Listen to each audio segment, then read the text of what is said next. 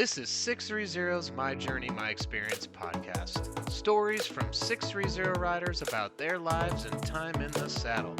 I'm your host, Dustin Geiger. Hey everyone, and welcome to the first podcast for My Journey, My Experience, the 630 podcast, where we hear stories of our actual riders, their life adventures, their life experiences, and of course, their time in the saddle on a bike. We want to hear the stories, hear how bikes have affected you, and also how you spend your time adventuring in other areas of your life. And today, I am super excited. We have our first ever guest, our ride or die, our most dedicated rider out there, always atop the leaderboard on the 630 app. And if you don't have it, download it. Jodi, and Jodi, how do you say your last name? Ziesmer. Ziesmer. Ziesmer, yes. So thank you so much for doing this with us today. You're a legend in our company. Everybody knows you, Jodi, like just all the miles you log. And so we're excited to get to know you. Wonderful. So I guess first question, I haven't looked at the app recently. So where are you in Green Bay, outside Green Bay? I am, the mail-in address is considered Green Bay, but we're in the village of Ashwaubenon. So it's kind of a west part of Green Bay. West part of Green Bay. Mm-hmm. And have you been there your whole life or in adulthood? Nope. I was born and raised in Fond du Lac, which is about 70 miles south of Green Bay. I lived in Rosendale, which is east of Green Bay, just a little bit for about 15 years. Moved up to Green Bay in the late 90s for my husband's work. And we've been here since 1998. Got it. And do you know the story of 630 and why it's called 630? No, I'm glad you brought that up because I tried to find it and I don't know. Okay. I'm actually from Chicago, and I was raised in Naperville, and the area code there was 630. So I obviously have been to Wisconsin more than a few times. So I'm also a Midwesterner. Yeah. Wonderful. Okay. Yeah. So let's get a little bit into your riding. I think everybody in our company and other people, I'm just curious. So take us back to when did you start riding a bike? Have you always been this dedicated to riding a bike? And then how often are you riding a bike now? Okay. I actually learned to ride a bike. I was a little older. I was a 24-inch bike. So I'm thinking I was in around 12. And the reason I wanted to learn was because there was a younger neighbor who was learning to ride a bike and I didn't know how. So I figured I have to learn. As an adult, I got into riding, I'd say that I was in my late 20s, early 30s. I got into riding road bikes, the lightweight road bikes. And a 50-mile ride was a training ride. The gal that did my hair at the time wanted to do a century ride. And I said, sure, I think maybe I can do that. We didn't have kids at the time, so we could spend a lot of time outside of work, bike riding. That kind of took a back seat when I had my kids. I had my kids later in life. My daughter is going to be 27. 4 days later, I turned 67. So I couldn't really do the road biking once we had kids. So it was just very difficult. So that kind of went by the wayside. I picked it up again, I'd say around 2012, where I got myself a Schwinn. So you were how old when you stopped riding, or you took a pause on riding? Well, I was born in 1955, so do the math, and it was in 2012, I think I started riding. I stopped riding at about 40 and then started riding, I was probably 50 or better. So basically about 15 to 17 years roughly. Yeah. Were you on a bike at all during that point or not at all? Like zero riding? No. Not once? No. Wow. And what prompted you to all of a sudden get back into riding? We were getting my son a bike. And, and I thought, I can get a bike. I didn't do a lot of riding back then because you have to work it in with the kids and work. And I worked part-time. I went back to work part-time in 2012. I just recently retired. So that kind of makes it a little easier to get out more often too, to ride. Yeah. How old was your son at the time then when you got him a bike? Um, oh gosh, we went to Toys R Us, so that had to have been, he was born in, I'd have to ask him. He's, I don't know, he was maybe 12, 13, something Okay. like that. And then you said at that time you got a Schwinn. Is that what you I said? bought a Schwinn, yeah. I had a Schwinn, I think it was 18 speed at the time.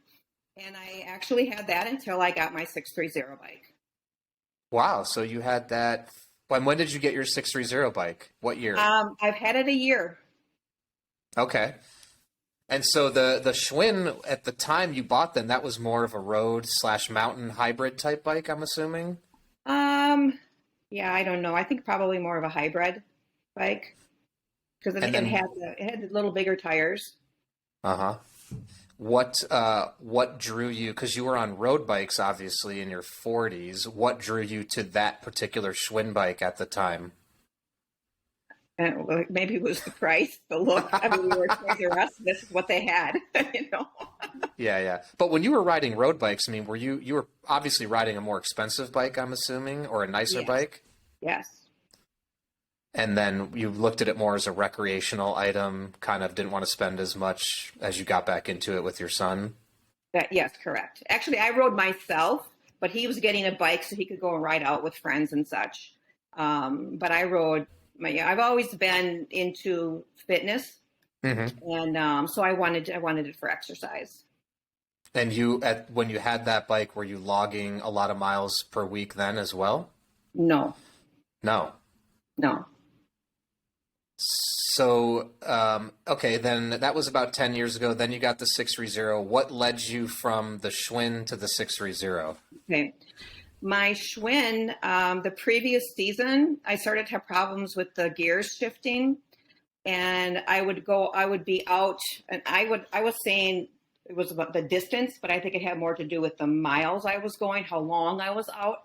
And it had the handlebar turn shift just like my 630 does, and I literally could not downshift. I could Hmm. upshift, but downshift. That becomes problematic when you're even a slight incline and you find yourself in 14th gear and you can't do it. And we couldn't figure out what was wrong with it. And my husband did some work on it. And by the end of the season, and I didn't get a chance to ride it to see if the gears were going to work. And then the first ride out that next season, it did it again. I said, I'm done. I'm getting it. I'm ready for a new bike. I had that one about 12 years.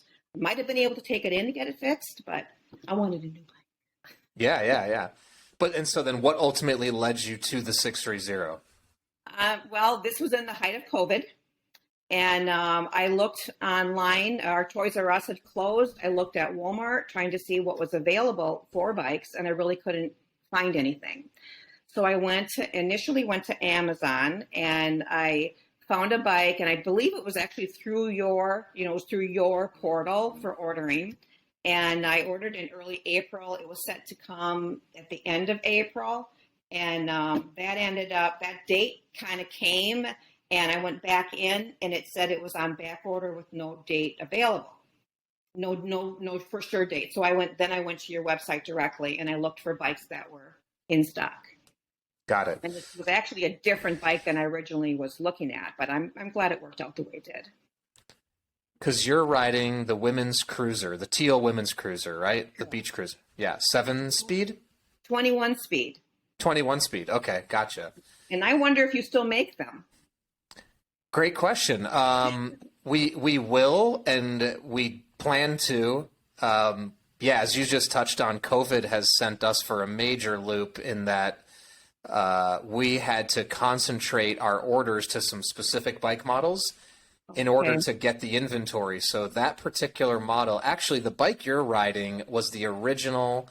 That was the original bike in the lineup of 630 back in 2006 when we started making bikes. Wow. That particular frame, not that color. That color came maybe 2 years later, but that particular frame was the original OG beach cruiser frame that we did. So we've had major supply chain interruptions, and the bike you have is the first model we ever made. unfortunately, we've been out of stock. You probably got one of the last ones, honestly, that we had available, and we haven't seen that product since about the end of 2020. But I'm hoping at this point we will have more into 2022. There's still some supply chain issues and other things plaguing the inventory. But yeah. So back to you and your riding. I'm curious, what was it that led you to choosing the 630? Color, price, speed, or just general availability at that point because nothing was available? Pretty sure I checked the reviews on it, and the reviews were very good. I liked the style, kind of a retro look, to the old Schwinn days, and I think that was basically it. And I got my bike. I've had it a year, so I actually got it in April of 2021. Oh, okay. So, Okay. yeah, so it was. Yeah, and it was because the other one online, it wasn't available, and I just went to look to see what was available. And then the one I was initially ordering was only a 7-speed, and because I thought that would be enough for me. And what I have is a 21-speed. And are you enjoying the 21-speed? Do you wish you had the 7-speed? No, I'm enjoying the 21-speed. I mostly ride in the middle gears. At the very beginning, I was on the 1 to 6. And then, but it didn't take long for me to move up. And I actually go into the third sprocket at times. It depends on the conditions that you're riding in. Like when you're trying to go faster, or or if you're going downhill and you don't want to coast, So, and I don't. My terrain is pretty level. What I ride on. There isn't a lot of major hills. I mean, it just gentle inclines. And so what have you enjoyed the most about the 21-speed? Is it just the fact that you have a big range, so it gives you the ability to do different things? Well, I had my other bike, my Schwinn was a 21-speed. So I think I am glad that it worked out the way it did, because the initial order I placed was actually through you, but it was through Amazon, and it was a 7-speed. And then when it came time, it was a month out that I was supposed to get it. And by the time that it, I don't know. I just decided that the 21 speed is probably going to be better. I was going to get the Every Journey is what it was. So it was more of a forward pedaling. And I thought at my age, maybe that would be a better riding position. Yeah. But so initially though, why did you think 7-speed? Just simpler? Was that the thought process, or that was only what was available on Amazon? I think I just thought that I didn't need a 21 speed, that a 7-speed would be enough for me. Mm-hmm. And, I don't really recall availability on Amazon, what was there and what wasn't. Gotcha. And so tell us then a little bit about your riding habits now over the last year. How many miles do you think, could you estimate? I mean, we could check the app actually. I don't have that on hand, but how many miles do you think on average you do a week when the weather permits outdoors? So when I first started riding, of course, I wasn't going as far. I wasn't being out as long. So I worked my way up to doing 20 miles. But when I look back at the app, because I think a week. The app came out right about the same time I got my bike. Because that's probably correct. Last year, wasn't it? Yeah. Yep. And so I think it was September before I got to do 20 miles. In a week or in a day? A day, a ride. Oh, right. Okay. So when you started, though, what were you doing per week? Any idea? Like 5 miles, 10 miles? I would go out every day, try to go out every day, weather permitting. And I think I started out with 8 miles, because you don't know what you can do. I hadn't been riding consistently. This is last year. So yep. I got my bike in early May of last year. So she had her birthday. Happy birthday. Does she have a name? Yes. I never named my bike before, but I'm part of the Facebook group. And when they named their bike, I said, okay, I can name my bike. And I even got her a license plate with Wisconsin, like a Wisconsin license plate I found on Amazon. Her name is Lady Telia. Lady Telia. I like it. It's a teal bike. Yeah. Well, and if you're listening at home and you have a bike, don't be afraid to name your bike. It's fun. It just makes the experience that much better. Yes. So Lady Telia, so you started out 8 miles a week, or 8 miles a ride. By September, you worked yourself up to 20 miles a ride. And what are you doing now? It's usually about 20 miles. And 7 days a week. Yeah, weather permitting. Yes. And every day, same time, same routine, same route? It's the same route. My route, and I think this is a good suggestion for somebody who wants to go farther, but they don't know if they can go farther. My route, like when I look at what it looks like on your app, it's like this little dot, and that's because I'm never more than 5 miles away from home. So if I want to, if the weather changes on me, I can go home. There'd be a certain part where, okay, if I go home now, I'm home in 1.5 miles, or I can keep going. So that's how I work to add miles to my rides. I worked up to 15, pretty much stayed at 15, got myself to 17, and then I went to 20. And I actually did a 23 and a 25. I think I did that this year already because I think I can go farther, but the weather conditions have to be good. I have to have a bathroom to stop at. If I have to be able to refill my water because if I run out. So yeah. So you're doing like a loop then, I assume, or some kind of loop? Are you doing like a loop? Like, are you on your bike ride? Is it a loop, like a 5-mile loop or a 10-mile loop, or is it just one route? It's a route that takes me in different directions. But you'll never be 5 miles from your house on that route. Right. That's so smart. Yeah. So you can always get home if you need to. Right. I guess worst case in a torrential downpour, well, you're still going to be 20 minutes from your house, 25 minutes, even if you're at full pace. Right. So funny story on that. I was out one day last year. The weather was good. It was raining. It wasn't windy. It wasn't thunderstorms. And I was probably at the point maybe 3 miles from home. I messaged my husband. I said, bring me my coat. And I said, see ya. I kept going. I finished my ride. Nice. How cold do you think it was at that point? Oh, that was that was not cold. I mean, I had a jacket. It was a spring jacket. It was a raincoat, so I had a hood up. And I said, I told him how much I have to go yet. I don't know if I was up to 20 miles at that point yet. Because I didn't get to 20 miles last year until September. And case in point, I wanted to continue riding through the winter. So I bought myself a trainer that you you mount the whole bike on. And, I saw pictures in the pedalers group.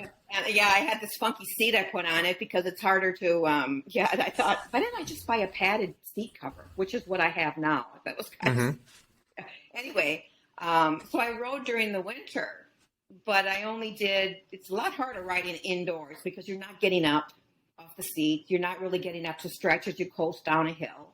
So I did an hour every day, except I took Sundays off from indoor riding. So when I got back into riding in the spring, I brought it upstairs, brought it out in early March because we had some nice days.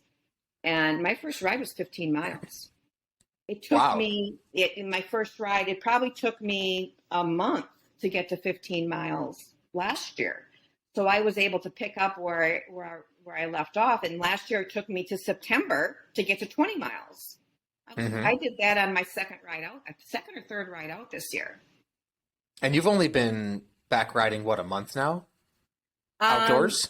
Yes. I did get a couple rides in March. It's all weather permitting. The best I'll do is 45 degrees and sunny. Then I'll go out. Yeah. So it's just been consistent real recently. And so I'm just curious, when you're riding indoors, what are you doing? Are you looking at a TV, or are you just riding and thinking about life? I'm watching TV. So I'm watching a show on Netflix. I have the same setup in my gym, actually. So it keeps me occupied. It's a lot better to be outside looking at the scenery. I'll say that much. Yeah. So I'm curious then, you're doing an hour. How many miles? Did you have any idea of the mileage, or no, because you're just riding for an hour and it is what it is? Indoors, I bought myself a sensor that went on the, I had two of them. One would measure the speed for the cadence, and the other one measured the distance. So I would attach one to my pedal, and then I forget where the other one went to.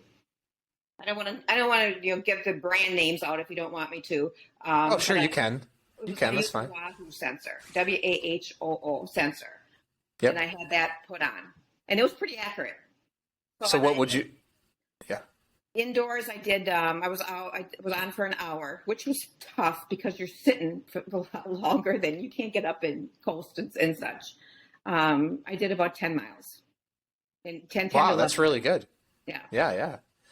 And so when you're out riding 20 miles on average, how long is that taking you? 2 hours. 2 hours. 2 hours, and I have a regular stops if I need them. There's an outhouse at my 12-mile mark, which I've been taking advantage of, and but I have to bring enough water with me, and and so forth, because you got to stay well hydrated. What's enough water? I'm just curious, like how many ounces, or 2 water bottles, or? So I have, my bike does not come with water bottle cages. Like a lot of the bikes will have those two little screws to attach them to.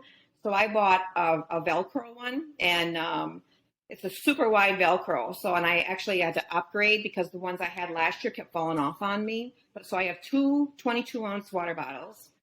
And since it's been extra warm, I added a third one because I went out. We've had unseasonably warm weather. It's like 85. That's warm for Wisconsin this time of year.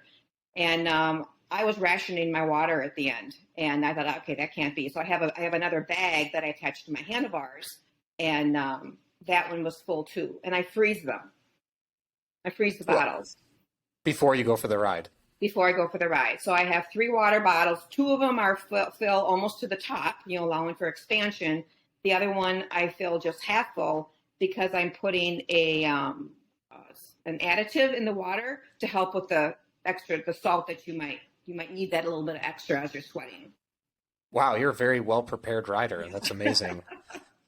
So at this point, normally you're going through about 44 ounces of water on a 2-hour ride, but because of the heat now, it's probably another 20 ounces, 60 ounces of water. Yeah, and I pretty much drank almost all of them. The one bottle was half full, but it was lukewarm. I switched to the one that was I have an insulated bag that's on my handlebar, and I still had a little bit of ice in that when I was done. And it was 85 degrees out. So I thought, hey, this works pretty good. Yeah, yeah. And I'm just curious then, outside, so is bicycling your primary form of exercise at this point? It's an additional, and I don't want to plug another company, but I've been, I do workouts to DVDs.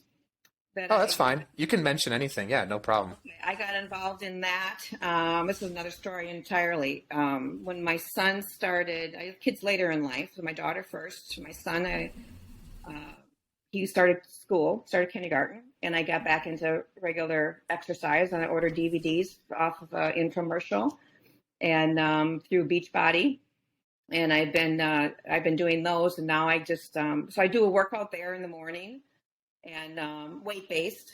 I've learned that even though cardio sometimes can be more fun because you feel like you need to get your heart rate going. Yeah, yeah. You need to I'm 66 years old. So you got to have the muscle tone, the muscles as well. So I got back into doing more muscle stuff about a year ago. Wow, that's amazing. So you obviously dedicate a lot of time to your fitness, which is incredible.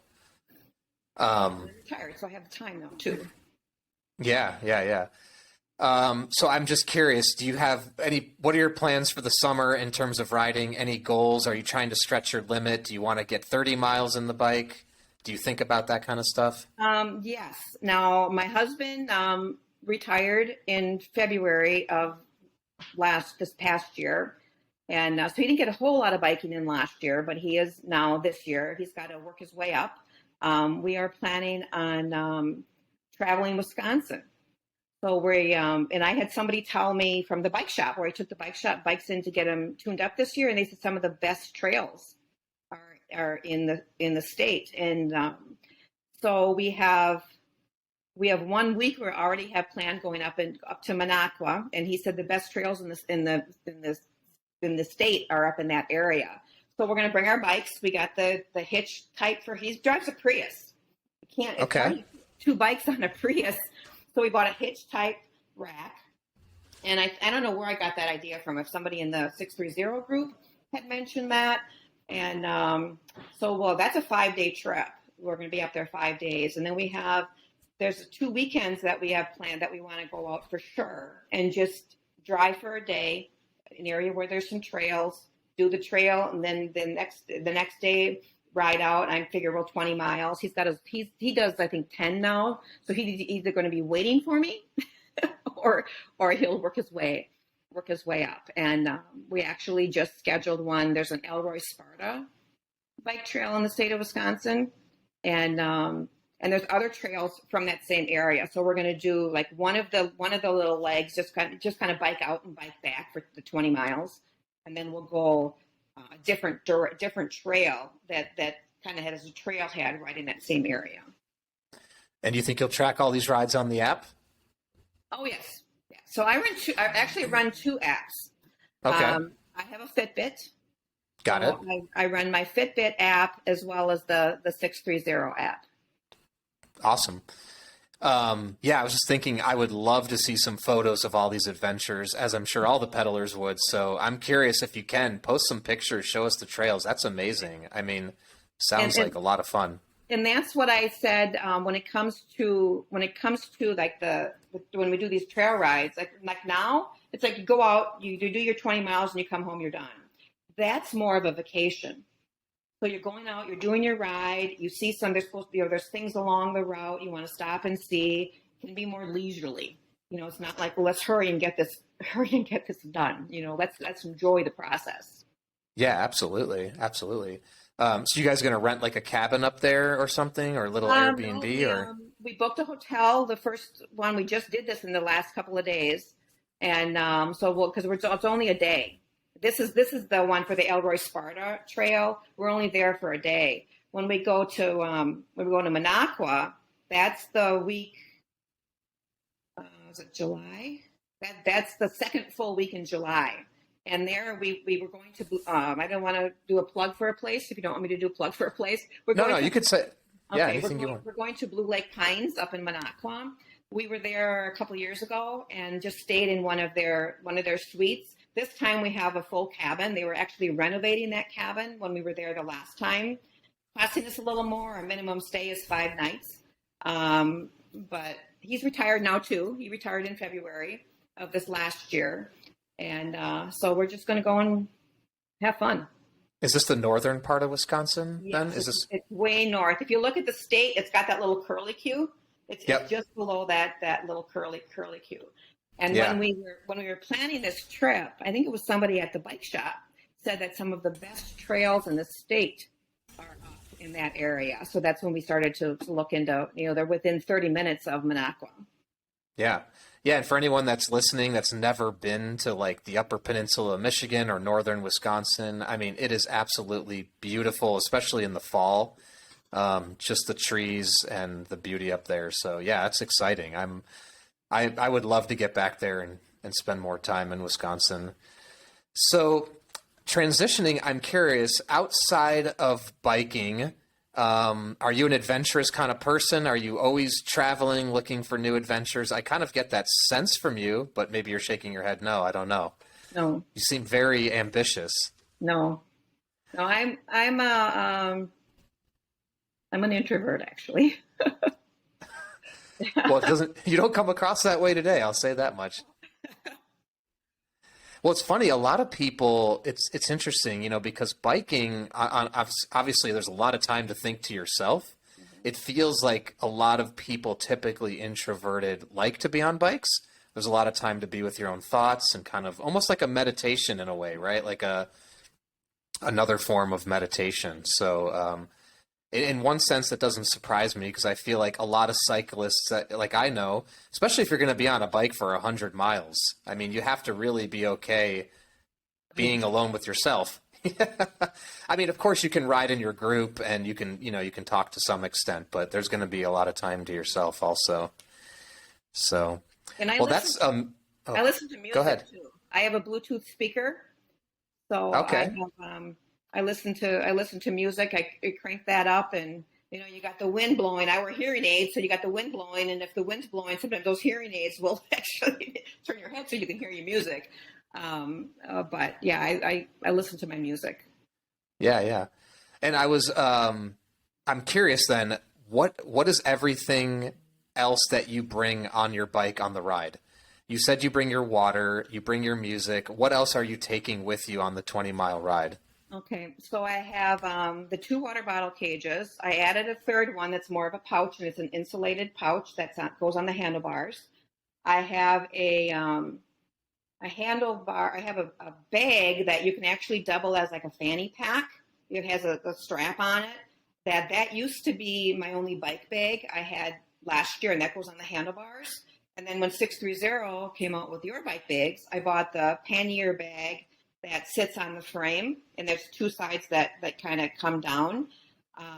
I used that one by itself last year when I got it, and I put the other one away, but I brought the handlebar one back out only because it's a higher access and it's easier for me to reach because I keep my snacks in there. I'll bring like an RX bar, depending on, or I bring fruit, prepared fruit, and that's in my bag, and that gives me easier access. The pannier on the bottom, it's Velcro, so every time I would open up the side, my gloves would hit that Velcro because I wear gloves, and it was snagging at my bike gloves. I actually closed them up so the one side I wouldn't need it. So now my 630 bag just has my emergency kit. It's got my ID in there. It's got like a bag if I need a bag for anything. It's got it's got personal contact information in case something should happen. You have an accident on your ride. It's got tools in case I should have to fix anything when I'm out. And you bring an extra tube with you? Actually, no. No. Okay. No. What about a pump? Pump? No. No. And then you said you put a padded cushion on top of the seat. Is that so? You put that on your seat?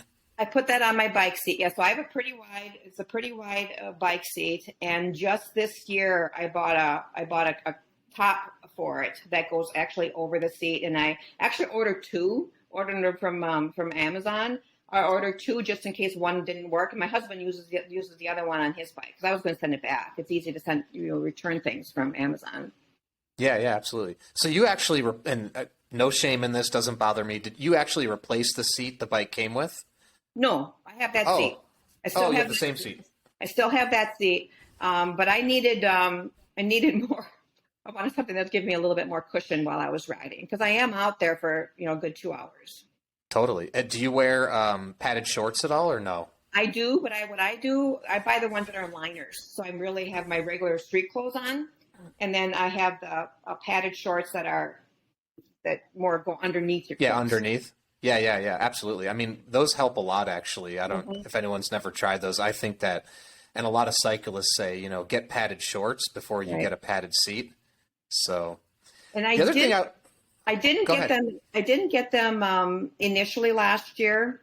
And somebody that I see that does sports medicine, massage therapy more than just massages. And he said, you really should wear a padded bike seat, padded shorts.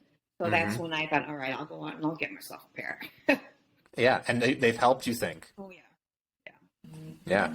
That's great. Something I was just going to touch on too is, you have a cruiser, or what we would traditionally call a cruiser. You obviously have 21 speeds, but you're going to take your bike on a trail. So you're going to take your bike out there. You're riding 20 miles. I just want to kind of put that out there for people that are listening, because I think there's also this, opinion that a cruiser can't go a certain distance, or a cruiser is only a single speed. And obviously, our foundation is in cruisers. So it's refreshing to hear somebody who's logging the kind of miles you log on a weekly basis on what is a cruiser.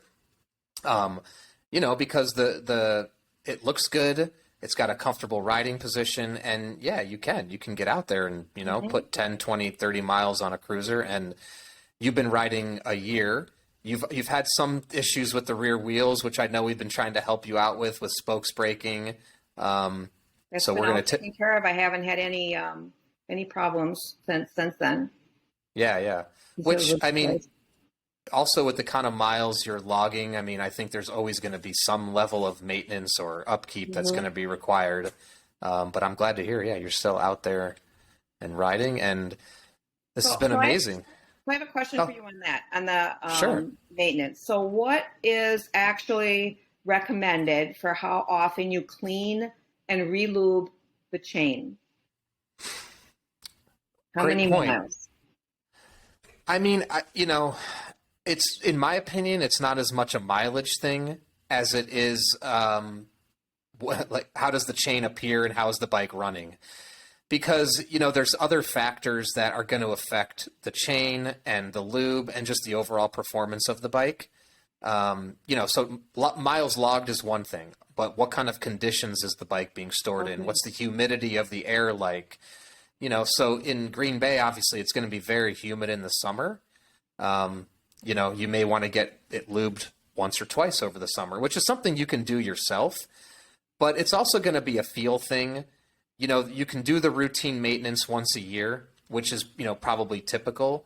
But just like a car, if something doesn't sound right, if something's not going well, my suggestion is just throw a little more lube on there and clean the chain. But if the bike's running well, then just stick to your once a year maintenance schedule. I might also recommend, before you put it into storage, actually lube things up, because the interesting thing is in many places on the bike, like the pedals and the handlebars and the seat post, the lubrication is actually put there so it doesn't seize up. So if you put metal to metal contact and you leave it there, over time the metal will actually seize to each other. So, in your case, you actually kept riding the bike, but if you're not going to ride the bike for a long period of time, it might not be a bad idea to actually service it before you put it into storage, just to make sure it's properly cleaned, properly lubricated, and you avoid rust and stuff like that. So what parts are you saying that there's other parts besides the chain that you should lubricate every year? Not necessarily every year. Places that need lubrication are the pedals, where the pedals thread into the crank. Where the stem goes into the handlebars, you want to lubricate that, and where the seat post, you actually want to lubricate the seat post into the down seat tube, just because you want to be able to move those parts easily and freely. And sometimes if they're not lubricated, you go to loosen it and pull it out, it might be impossible. Is that something that when you take your bike in for like service, we took them in March, I think. Is that something that they would normally do, or do you have to ask for that? Well, I can't tell you specifically what every bike shop would do. I would certainly believe that if you said, "Hey, could you lubricate these parts?" they would do that, no problem. Is my guess. Okay. But I think every shop is going to have whatever they do in terms of their plan. And all of those points that I mentioned, except for the seat post, the stem and the pedals will come pre-lubricated, like from us, from the factory. Mm-hmm. But again, over time, that'll wear out. You've only had your bike a year, so I don't foresee those things being issues now. But again, over time, the grease may dry up 2, 3, 4 years. And if people have a bike for 20 years and they keep it in their garage, that's where those things really start to become an issue. But yeah, I mean, the more preventative maintenance, the more lubrication you can do, obviously, the longer it will last, So this brings up another question. I don't remember if I saw it in the Facebook group. It's probably where it was. They were talking about how often you should replace the tires, the actual rubber tire of the bike. And it said 1,000 to 1,500 miles. I did 2,000 miles in 1 year last year. Am I supposed to be replacing the tires already? The tread they look fine. Or is it conditions that you ride in, the heat, and so forth?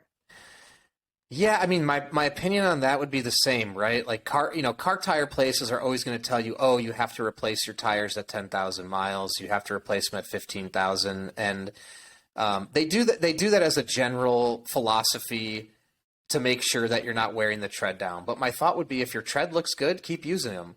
If the sidewalls still look intact, then keep using them. Sometimes over time the sidewalls can get tears, and that might make you more susceptible to a flat.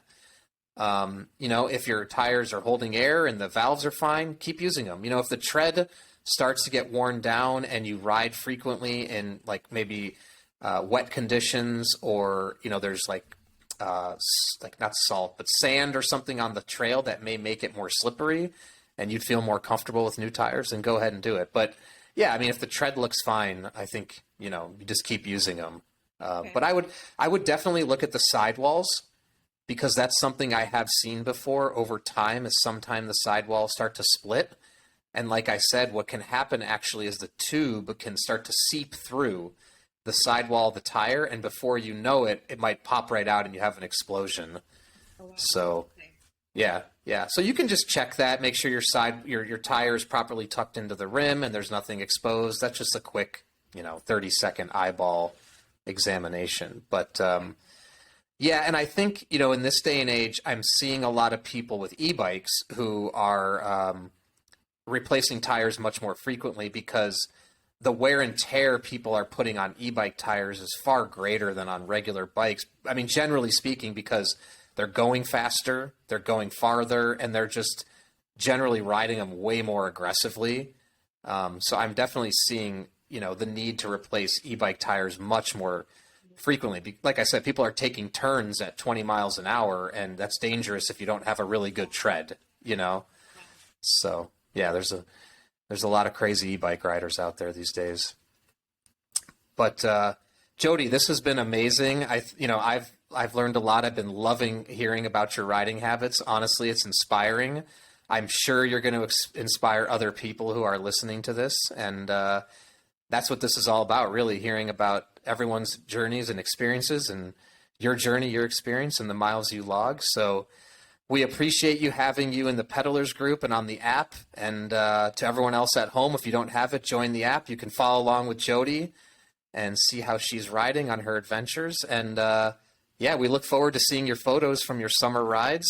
Okay. And seeing your miles get logged on the app. Yeah, we have one other trip.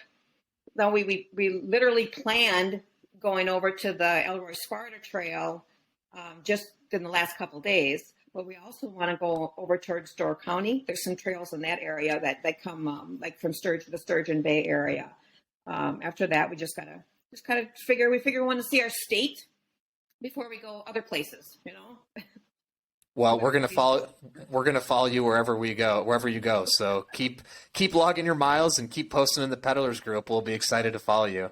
Wonderful.